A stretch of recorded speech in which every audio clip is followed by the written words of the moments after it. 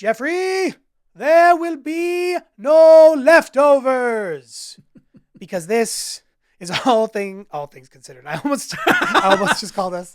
I wish it was all things considered. Oh my God, the budget we'd have. This is all films worth watching. I'm Tom. That's Jeff. Each month we get together and we watch a film. We deem it watchable, worth watching or not, and then we share that information with you. This month, this wonderful chilly November, we're talking about the 2023 gory holiday flick, Thanksgiving. Jeff, how are you doing? I'm good, dude. How are you? Oh, man, I have been going nonstop. I recently got engaged, which is great. We went back to Idaho to celebrate. We live in Kansas City, but we're from Idaho, where you are. So I was gone. Well, no, not anymore, but from Idaho. Oh, where you were from initially. Yes, I am. Yeah. We grew up in the same neighborhoods. We did. Friendos. We ran those streets. For those of you who don't know. Yeah, there you go. I've watched a lot of Sopranos, so I'm like, do you ever, we, over at our house, we watch The Sopranos maybe like once a year. And I can tell my attitude starts different. Like I start like thinking like just a little bit like Tony Soprano. I'll be like, I got to take care of my territory, you know? But like my territory is like my little theater and my little office, little office bedroom, you know, pretty dinky stuff. Anyway, yeah. So I just have been going nonstop since I got back. I have this new day job that's been booking me for. They were supposed to be doing 15 hours a week, and they're in crisis mode, so I've been closer to like 25.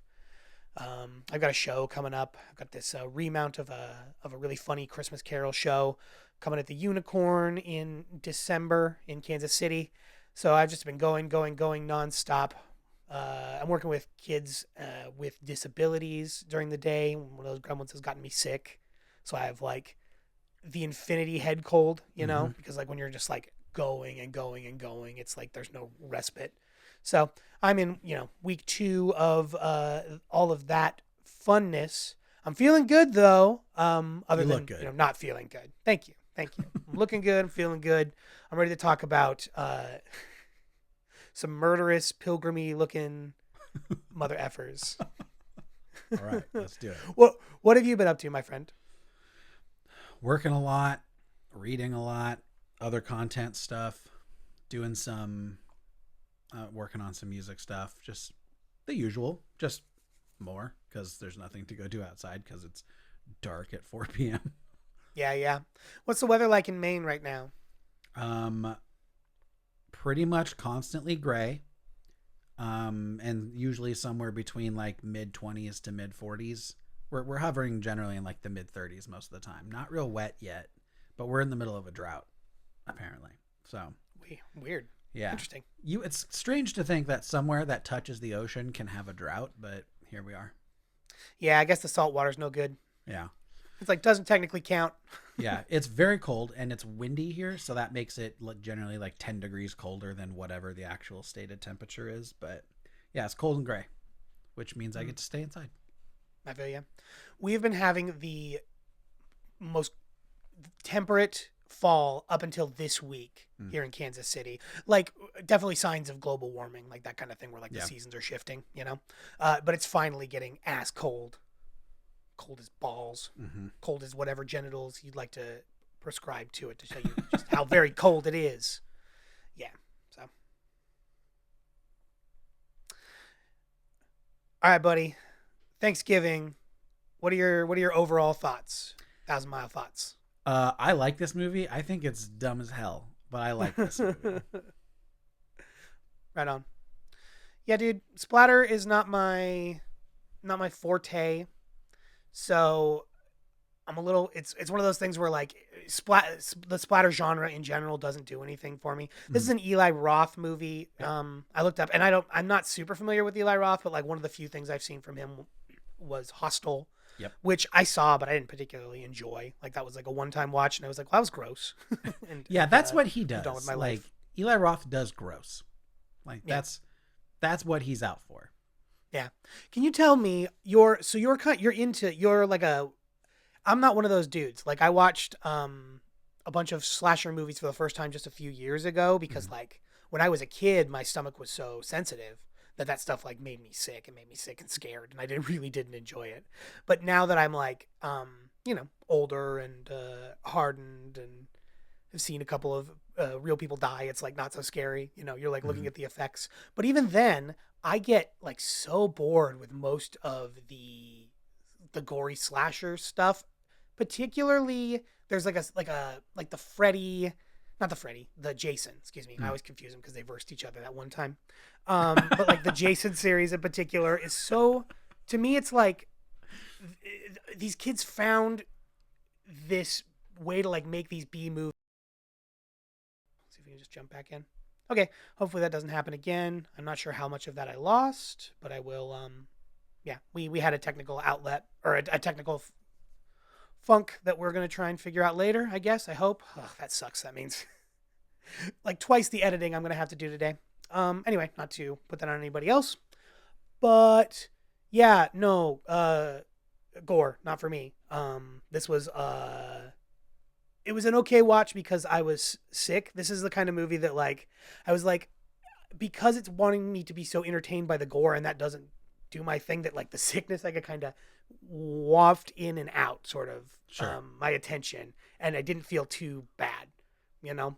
So it was actually a really good fit for me because like it like there are some movies that are good to watch on like a treadmill. Like this would be one that was like one of those kind of things for Sure. me, you know.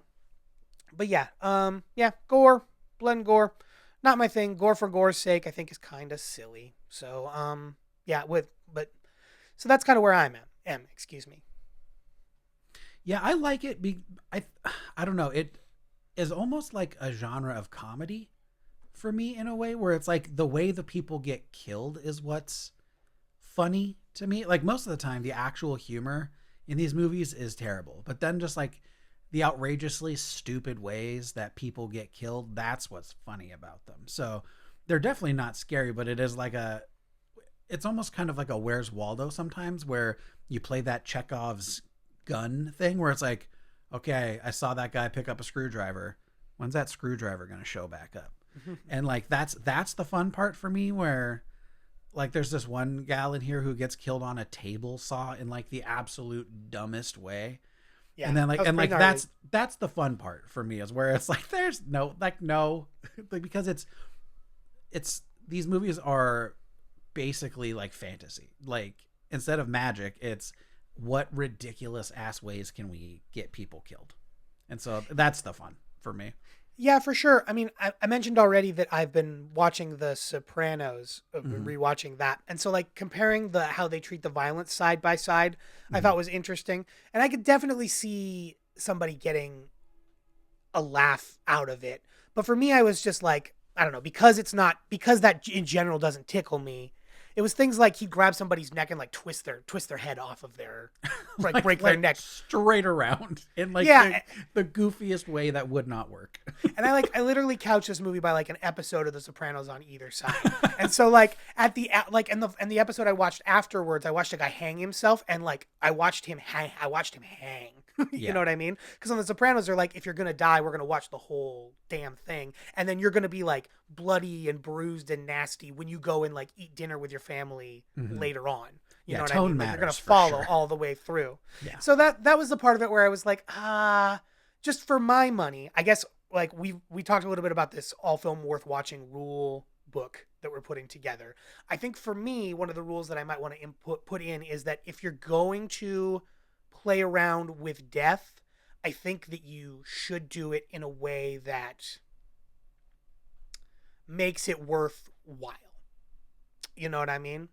You gotta Like earn it, like sure. this, yeah, sort of this. Like I have some examples when we get to the suggestions of stuff that I think does this sort of splatter gore thing in a little bit more of an interesting way to me.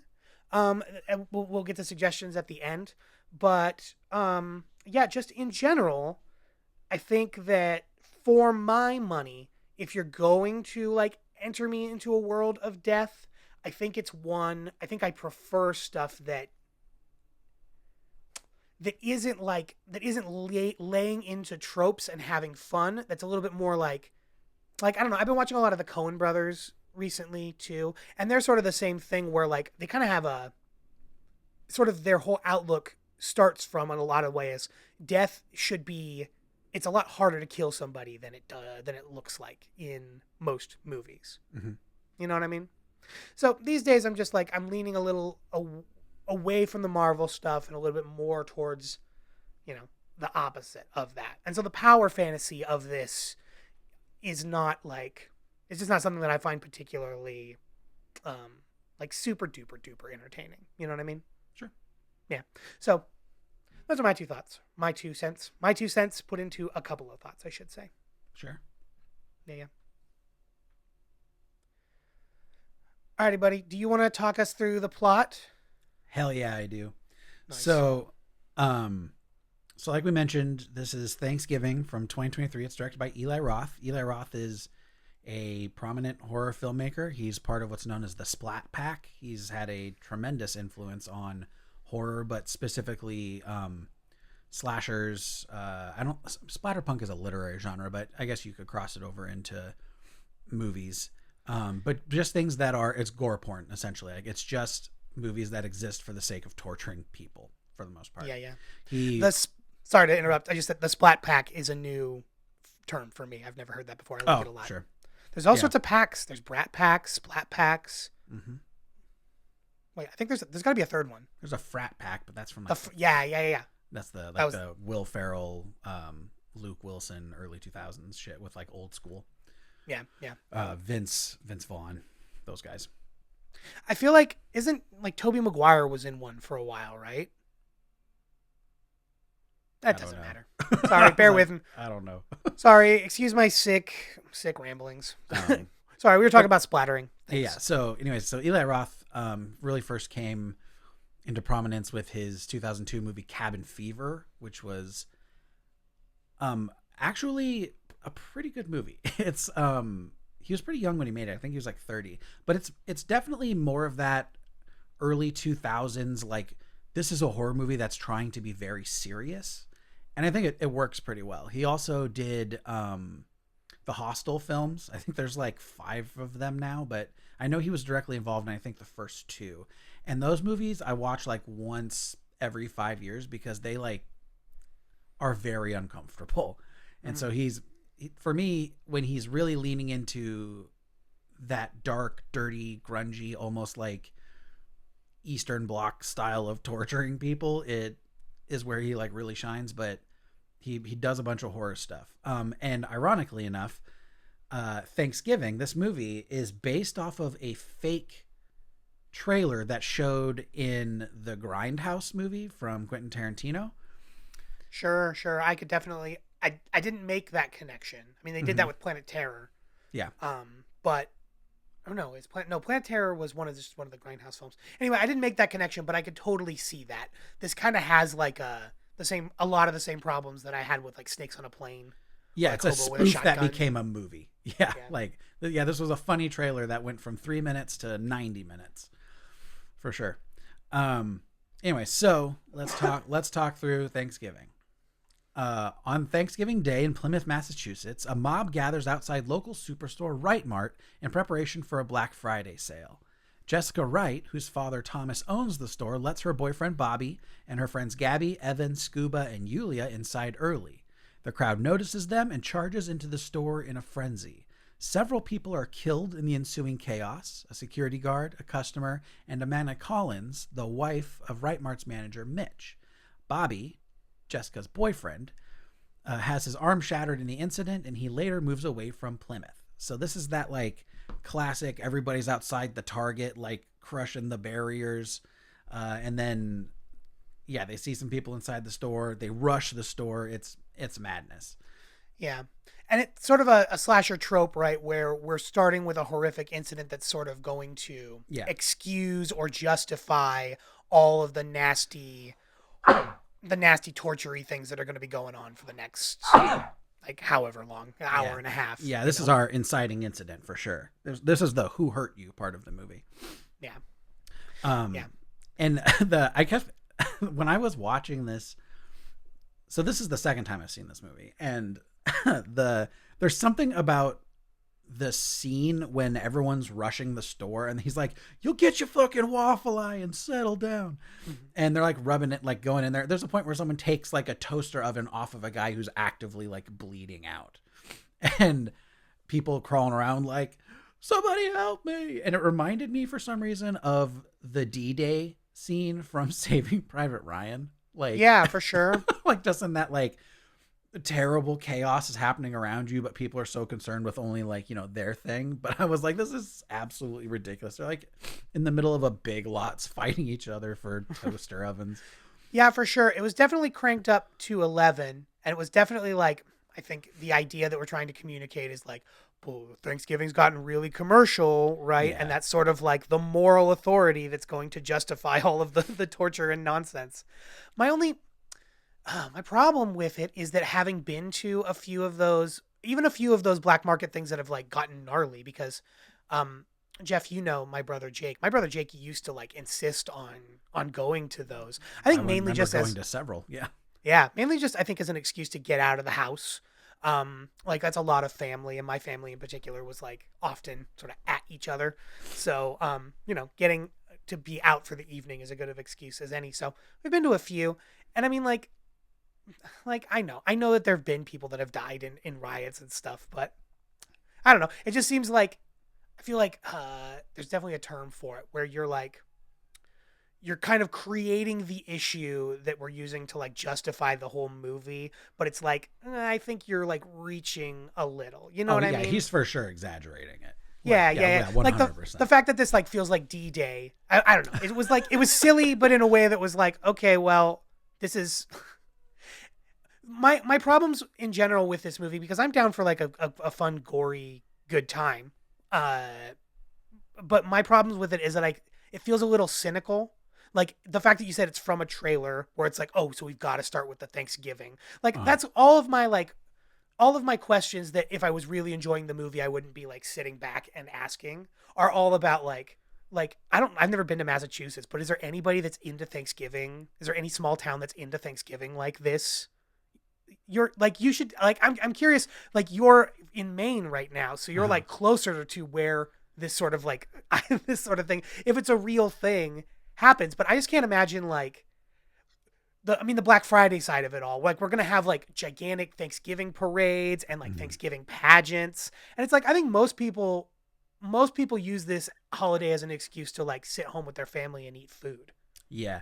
And there's an interesting thing there, whereas like, sure, New England and, you know, the East Coast is where all this Thanksgiving stuff started. But this is also like one of the most aggressively liberal areas of the country who are very much into like, we don't call it Thanksgiving anymore. You know, we call it, or the Columbus Day. Like we don't call it Columbus Day. We call it Indigenous Peoples Day. And so, I mean, I've seen some stuff where, you know, they're like, oh, you know, from a cultural history standpoint where it's like, yeah, I think maybe around here they do get into Thanksgiving a little bit more than some of the other places, but they're also very much to be like, we did a lot of bad things around this time, you know? So it's sure. It's definitely both sides, but I've not seen anyone anywhere. And I've been to several states in the last couple months and I haven't seen anything that's like Thanksgiving. Like I don't think anyone does that ever, but I think they're placing this in Plymouth for, you know, an example of it being, you know, the landing spot of the Plymouth colony, like who came over on the Mayflower, who like had the Thanksgiving thing. So I think he's very specifically creating a location where this would make even like a modicum of sense because it inherently makes no sense. Yeah, I get you. Yeah, I mean, that's like I said, I'll point it out a couple of times, but where it feels like everything is reversed engineered to be like, you know what we don't have? We don't have a horror movie for Thanksgiving. Exactly. That's the whole point. Yeah. Yeah. It's just another reason to put some dude in a mask hunting down teenagers. They're like, what haven't we done? We have Valentine's Day. We have lots of Christmas. We have summer. Thanksgiving? Sure. Why not? Yeah. Get Eli to do it. He'll figure out some way to kill some kids. But yeah, for sure. The premise on itself is stupid. Absolutely. Yeah. So then the following year, Right Mart begins preparations for another Black Friday sale. When Bobby returns to Plymouth, a waitress named Lizzie is killed by a figure wearing a pilgrim hat and a John Carver mask. Lizzie's actions in the Right Mart incident played a role in Amanda's death, leading police to believe that those who were involved are being targeted. John Carver was one of the dudes who came over on the Mayflower in like 1620, and he was the first governor of the Plymouth colony, which is the impetus on them wearing the mask. And in my memory, it was the Guy Fawkes mask from V for Vendetta. I mean, basically, it's essentially like the same thing. It just is a little more toned, or not. No, toned, it's that thing where he like I'm sure he Googled Thanksgiving history and was like, okay, this guy, we need to put this guy in, and we need to have a giant turkey float that is, just like, yeah. They're like, who's the most famous pilgrim? That guy. We're gonna kill him. We're gonna kill kids with that guy. But so basically, like, the town and Jessica and her friends are in a big uproar of like, no, we don't need another Black Friday sale. Like, people died at your last sale. Like, you should shut the shit down this year. Take a year off.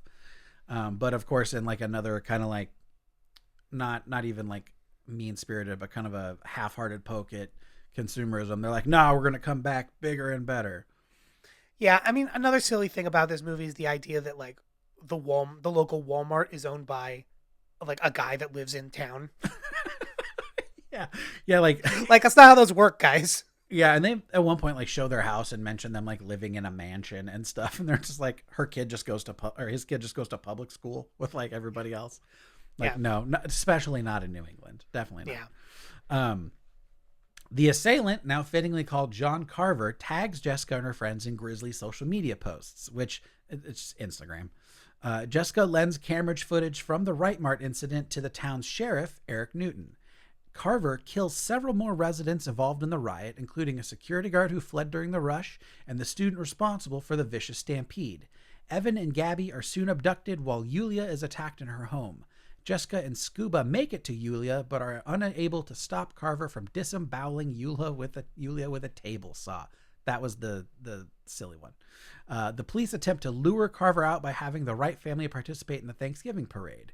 Carver, utilizing a different disguise, decapitates a mascot, sets off smoke bombs, causing chaos in which he is able to abduct Jessica, Scuba, Thomas, and Jessica's stepmother, Kathleen. So that glosses over like 40 minutes of the movie right there. Yeah. Jeff, can you tell me, the only thing, to be honest with you, that I can remember about any of these kids is that the scuba guy is named Scuba because his last name is like Diver. Diving. Yeah, and his first name is Claude, so they just call him Scuba. Yeah, that's like the only memorable thing, the only thing that stuck with me about any of these kids. One of them made like a YouTube video that looked like it went partially viral. Yep. From the first massacre, and so it's like, oh, he's a dweeb, not a dweeb, but like, he's heartless, insensitive teen. Yeah, he's the football player douchebag guy. He like jumps up on one of the registers and like films it on his phone and then puts it on YouTube. Yeah, that kid's a douche. if I'm gonna do a serial killer movie, the sort of the theater of the serial killer stuff is the stuff that does interest me. So the idea that like he sets places for them at a table and then like puts their bodies there and is like taking photos through social media, sure, whatever. Like, I don't know.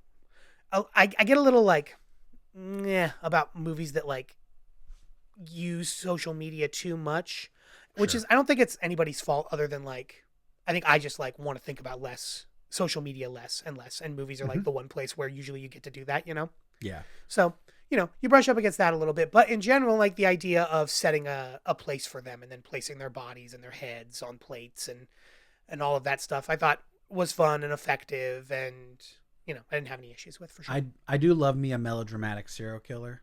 Like I think that's part of what makes. I mean, is he a serial killer? I'm referring to like Darth Vader in my brain. Like, I don't know if Darth Vader's a serial killer, but one of my favorite things about Darth Vader is that dude is committed to the drama. Like, anytime Darth Vader enters a room, there's like fog and smoke and lights and shit.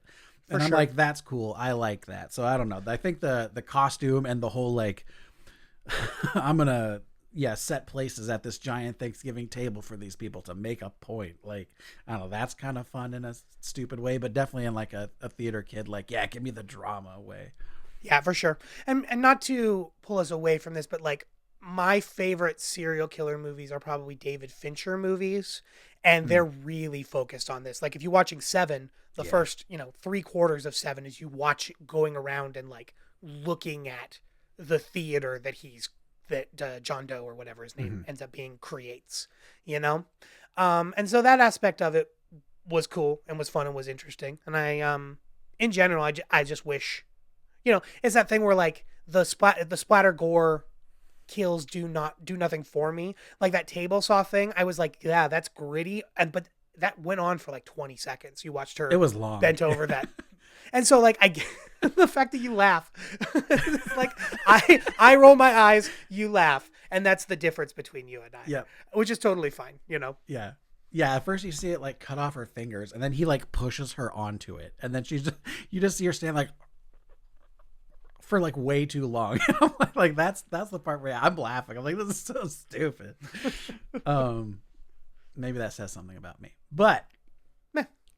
Yeah, they go to this like Thanksgiving parade. They're like, oh yeah, we're gonna do our version of the Macy's Day Parade to like bring back Thanksgiving spirit. And instead of showing up as John Carver, he shows up as a clown and like cuts the head off the turkey.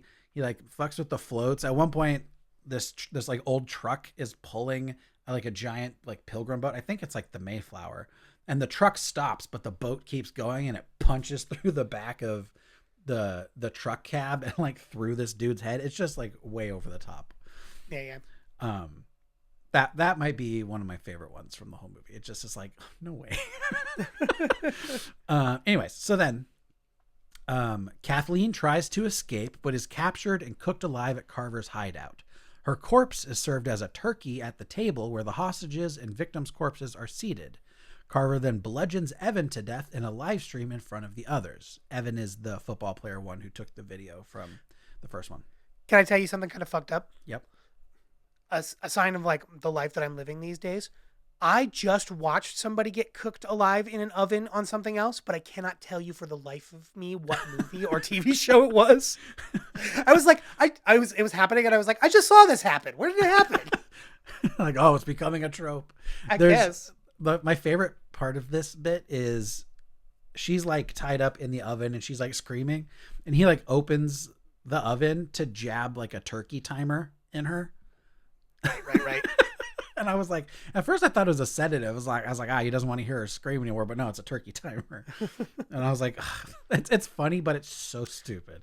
That was this is like another weird thing. I was like, if you don't scoop out the middle, you got to get all the innards out or it's not going to cook evenly. It's going to be really She's not going to be done, man. Yeah, you're gonna get raw cheerleader eventually. You're gonna get there, not. Yeah. But then he starts taking little bits off the legs, and I was like, yeah, those probably were gonna be most cooked. Like he picked right. Okay, he looked it up. Yeah. Jessica and Scuba escape from the table, and Carver chases Jessica through the woods. She then comes upon Eric lying on the pavement and follows signs of movement into a building where parade float materials are being stored. She sees Bobby in the Carver costume, but Eric joins her and tells her to go outside. Gunshots are heard, but Bobby is not found. This is the classic, like, we're going to chase the kids through a warehouse scene. Yeah, which I got to say, that's the other thing. My least favorite part of slashers is usually the chase sequence. That's for me is like, I always am feeling like the directors are like, okay, well, we got to make this a full movie. It can't be less than 90 minutes. Yeah. So if we have to, we can make the chase, 15 minutes longer. And I think like even movies I really appreciate, like the Texas Chainsaw Massacre, the first Texas Chainsaw Massacre, I really enjoy for parts, but you could cut maybe 5-10 minutes of those women running around screaming, being chased by him, and I would be A-okay. Yeah. And at least in like the last 20 years, like these chase scenes are a lot of where the killer messes up and like the teenager inevitably finds out who they are. I think it's that whole thing where it's like, oh, the killer gets flustered, so he makes a mistake because he's just trying to get all the kids killed so that he can, move on. So Jeff, I just have a question for you. Let's compare this to like Scream, okay? Where the Scream, at least spoilers for Scream. I would hope you. It's 30 years old. Spoil away. Yeah. So the deal with the first Scream, and essentially, is that he's not a he does appear superhuman for a while, but it's because he's played by multiple, like two kids that are running around. But he still is getting like, those kids are getting the shit kicked out of them, and they get like wounded and winded in between. So like you compare that to this guy who can like pop people's heads off like wine corks, and can like behead somebody with an axe in like one swipe. Yeah. You know what I mean? Like, is this as fun that if, you know what I mean? If he's like an unstoppable killing machine, does that make this chase more fun, less fun? Does it matter to you at all? What do you think about that? I think the tonal difference between the movies is what is the differentiating factor for me. So like, I think Scream is legitimately sometimes a pretty scary movie. And I think I think that's a Wes Craven movie, if I remember correctly. Mm-hmm. So it's perhaps done with a little more tact and craft, and obviously a different direction to it. Because that movie is just more realistic in the way I think that some of the kids are getting killed. And I don't know, it tonally feels a little more serious to me. Whereas something like this, just the premise of being like freaking stupid Thanksgiving automatically lets me know that like this is going to be exaggerated and heightened and more spectacle than substance. Whereas I think Scream might have been trying to say something. I don't think Thanksgiving is trying to say something. So sure. My only pushback to that is that there is this one death in the Scream movie where I don't remember which girl it is, but she ends up getting like trying to crawl through in the dog door in a garage, in the garage door, and gets like cut in half essentially by like a garage door engine. And that's the sort of extreme absurdity where like I always watch that and be like, that's so dumb. Like that would like bounce her. That would just like bounce her in place until she was able to crawl out. Like it's not really strong enough to do that. But really bold. But that being said, I don't like, in the context of everything else is going on, it doesn't bother me enough that I like ever complain about it. Like I think that's, you know what I mean? I think there's a world where you can have your cake and eat it too. Like you can go to those extremes. But maybe just in a way that's like, I think if you're trying to tell something in parallel with, I think it's more successful for me, I should say, these gory splatter fest things when you're trying to do something in parallel with the gore, as opposed to being like, this is an excuse for the gore. It's like the gore is happening and you're getting that, but you're also getting, this one extra flavor. Mm-hmm. Like I'll give some examples at the end, but yeah. And the thing that also, it's Rose McGowan who's climbing through the door. Also of Planet Terror fame. But the thing that gets me about that is I'm like, I don't know that the motor in that garage door is strong enough to pick up an extra 150 pounds. Like those things are just strong enough to move that door slowly. I was like, once she's stuck in it, I don't think it's picking her up. Like, and certainly not with enough force to like sever her spine so that she dies. But it's the same. Yeah. It's that same kind of kill where like people get stuck in elevators and the elevator like goes up and like it's dumb. But yeah, I think just the clear tonal shift makes something like Thanksgiving more spectacle, where Scream is more suspenseful for me, at least when I'm like gonna watch it. So it's like, but also just the amount of like actual sheer gore in Scream is far less than in something like Thanksgiving, because it's it was 96. I wasn't in vogue at the time.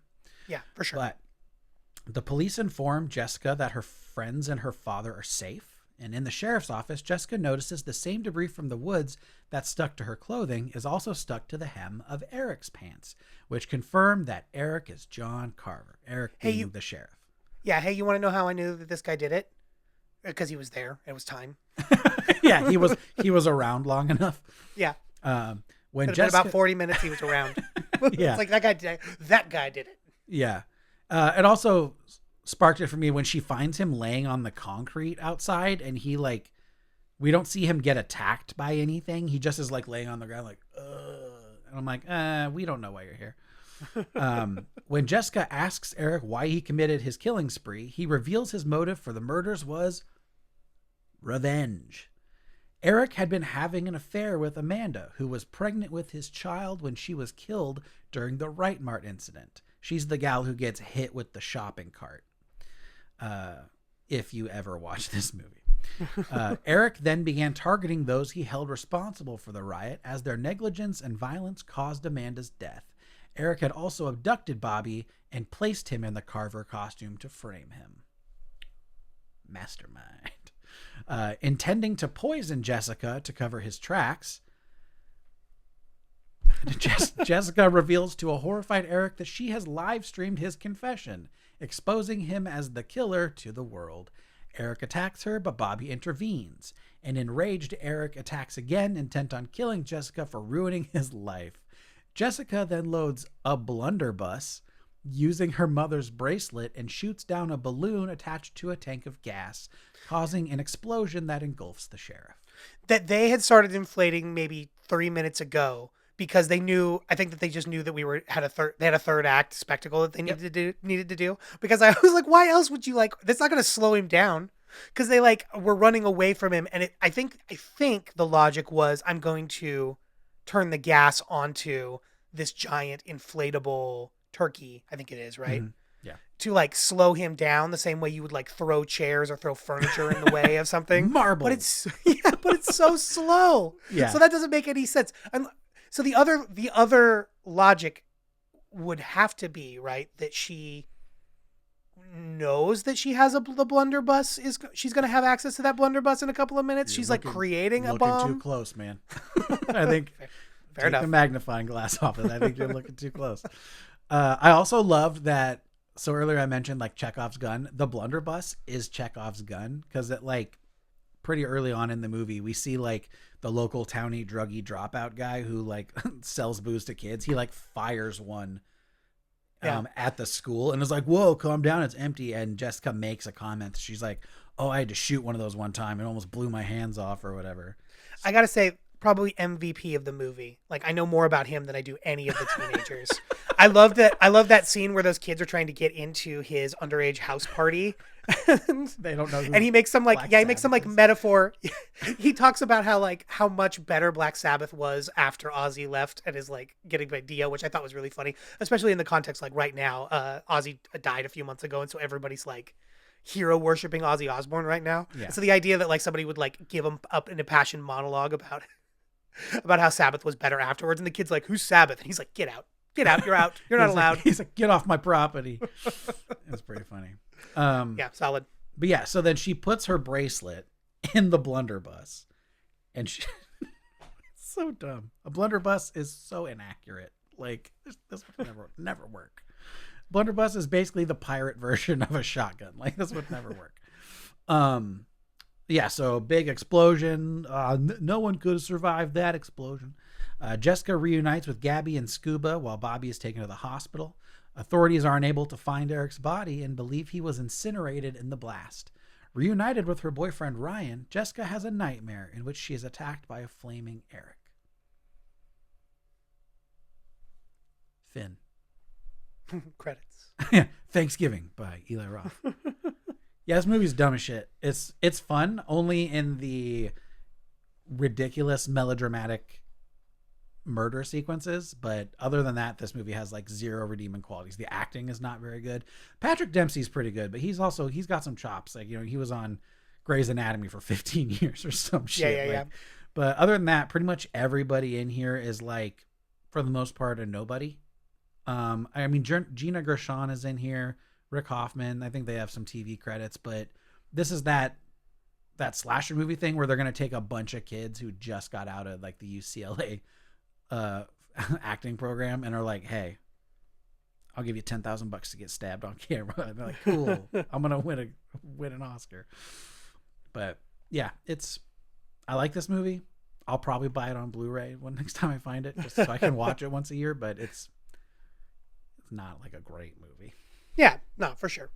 But so worth watching if you're into the splatter zone, you'd say, if you're into the splatterfest kind of Splatter zone. Yeah, if you are a member of the splatter zone, for sure. I think Eli Roth is good at that kind of thing. If you're looking for like one of those horror movies that makes a statement or like is smart and has something to say, this is not the one. Sure. Yeah, my 2 cents is that I like all my movies to say something, even if the something is, is not very like in depth. Like I want them to be trying to communicate something to me. Other than like this one, it feels like this is an excuse to watch these kids die in these horrific ways, which is no judgment. Like if that works for you, but that's like not my idea of an evening well spent usually. So probably not worth watching if you have my sort of sentimentalities. But again, if you want to get into that splatter zone, if you live in the splatter zone, you probably want to check it out. One thing that's also very funny for me about this movie is that it takes place in Plymouth, Massachusetts, which has a population of like 60,000 people. So it's like, I don't think anyone's so excited to get in the right mart that they're like crushing in the front windows to get in, like it's immediately implausible from the get. It's real funny. Yeah. Everything's kicked up to 11 in ways that don't necessarily make sense. But as long as you don't care about that, it's a good time. The one thing I do like I like several things about this movie, but something I do appreciate is the imagery. Like I don't know, I like the John Carver pilgrim mask thing with the axe. Like I think that's the theater kid where I'm like, that's fun. I like a strong brand. Like give me a bad guy that isn't just like, I don't know, a tortured teenager with mental illness. Like I want a guy with a mission, and I don't know, I like that. It also does strike a very strong V for Vendetta thing with me, just the imagery of it. So I think some of that too, but yeah, totally. In the same way that like My Bloody Valentine is dumb for hunting down teenagers on Valentine's Day, this is dumb for the same reasons, all of the same reasons. Yeah. Cool. All right. Well, I think I said everything that I need to say, and we can move on to our suggestions based on the film, if you're down with that. I have a few. One that is coming to my head now, just based on our conversation for you, Jeff. Okay. We have you seen The Monkey yet? Not yet.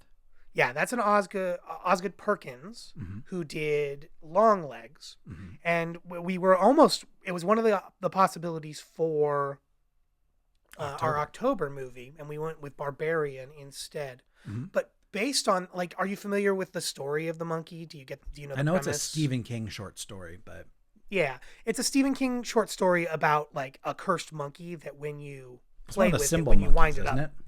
It is I think in the Stephen King version it is. It's a drummer. It's a drumming monkey in the movie. He takes some liberties, but it's fun. But the idea is like you turn on the toy and the toy kills somebody in a horrific way.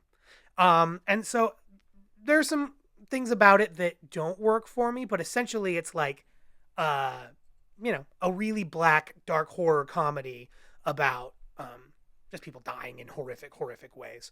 Yeah. So I would definitely, if that sounds like a good pitch, definitely worth checking out for you, I would say. Let me see. What did I see? I saw earlier this year in the spring, I saw Heart Eyes. Did you see that?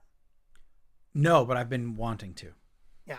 And that's sort of similar. I haven't seen, what was the I think it's My Bloody Valentine. Yeah. I actually haven't seen My Bloody Valentine because these things aren't really my deal. But Heart Eyes is sort of in that idea where it's like, it's a serial killer that is looking for people that are like just falling in love.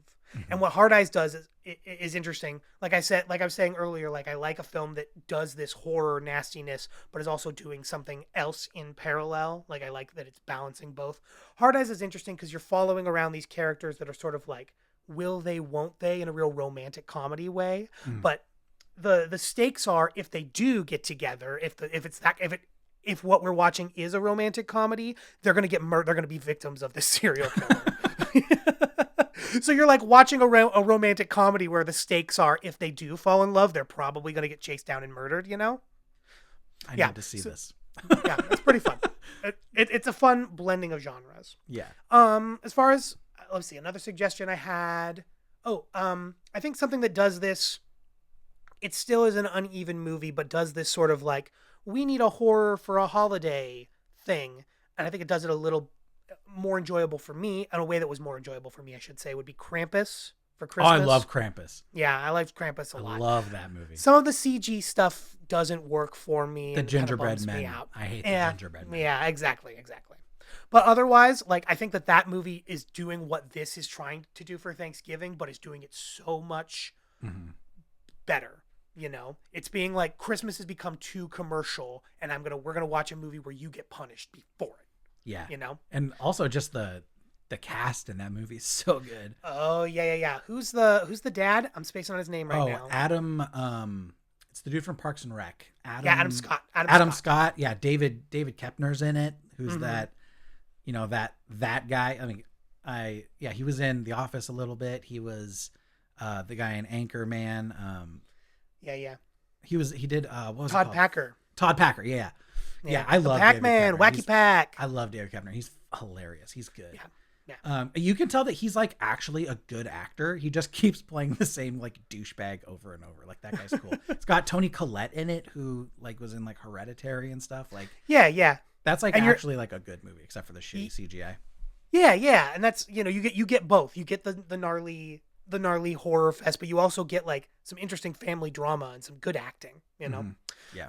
Adam Scott, by the way, he opens The Monkey. He's the cold kill in The Monkey. Oh, okay, cool. Yeah. So might tease you into getting to see that. Yeah. And then my last suggestion would be like I think if I'm watching a serial killer thing, I want to watch something that's a little bit more dealing with the realities of a serial killer. So I would probably pick something by David Fincher. We just watched Seven over here at the house. We do pretty much every October. Seven is so good. Seven's great as long as you don't mind a little spacey. But he's playing spoilers by the way, old movie, but It's like already spoiled it.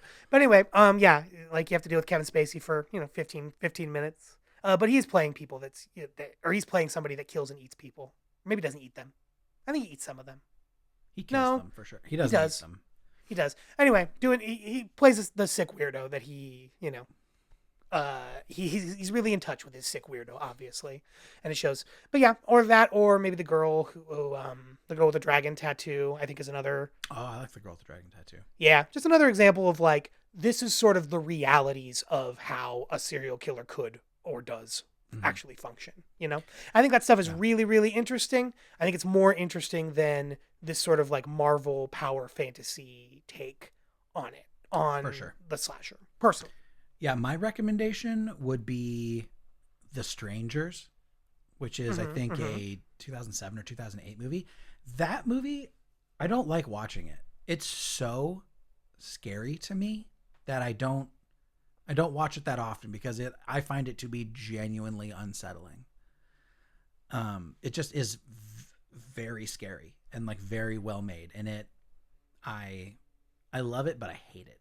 Like it actually like I find it to be scary. Yeah. Great. Cool. Well, I think the last thing that we need to do is talk about what movie we want to cover in December. I think it's your pick. Yeah, it is my pick. So I have a couple. One other suggestion. Sorry, this is just a vague general suggestion for anybody. Like, or maybe just a question for you is probably a better way to frame it.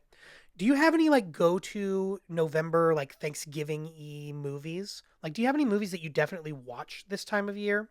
The only one that came to mind for me, and I don't actually watch this every year, but I think about it every year, so I consider it, is Planes, Trains, and Automobiles. Never seen that. Oh yeah? That's it's John Candy and Steve Martin, and you should watch it at least once to watch. You should watch anything with John Candy and Steve Martin in it at least once. Yeah, I've never seen that one. Yeah. I mean, we have some fall go-tos. I don't think of anything that's like November specific. We do I'm gonna regret saying this. We do pretty regularly watch Twilight pretty much every fall as like this movie sucks, but it's nostalgic and fun type of way. I'm actually not ashamed to say that. No, we were in undergrad when those were coming out. Yeah. So pretty prime pop culture time. Yeah. Also, the soundtrack on that movie bangs. Like, whoever did the soundtrack of that movie, like, give him a raise because that soundtrack is awesome. Yeah, I don't. It's just dumb, and I like that movie. The rest of the franchise sucks ass, but the first Twilight movie I think is enjoyable in a bad way. Um, Other than that, I don't think I have any like fall go tos. I gotcha. Well, I'm gonna make a suggestion for you to check out Planes, Trains, and Automobiles. Okay. Yeah, like it's like a fun, it's I'm spacing on his name. I'm having the worst head cold, brain fog. The guy who directed Home Alone and The Breakfast Club. Let's check it out. Planes, Trains, John Hughes. Yeah, yeah, yeah. I mean, it's a solid, funny John Hughes, Mm-hmm. collaboration. So if you're into those, like if those do anything for you, it's definitely one to add to the list. So check out at least once in your life.